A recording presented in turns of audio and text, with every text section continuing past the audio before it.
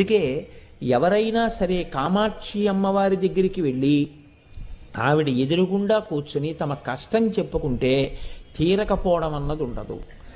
ఎవరికి ఏ కోరికైనా సరే ఆమె తీర్చగలదు. ఎందుకు తీర్చగలదు అంటే ఆవిడ పేరే కామాక్షి. అక్షి అంటే కన్ను, క అంటే బ్రహ్మశక్తి, మ అంటే విష్ణుశక్తి.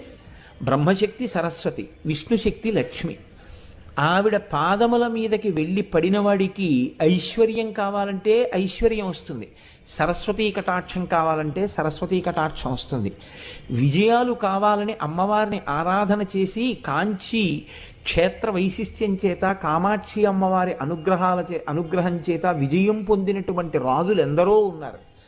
అమ్మవారి అనుగ్రహంతో సంతానం పొంది అమ్మవారి అనుగ్రహంతో అపారమైనటువంటి సరస్వతీ కటాక్షాన్ని పొందినటువంటి దండి, తిరునావక్కరసు వంటి మహాకవులు ఉన్నారు. కాబట్టి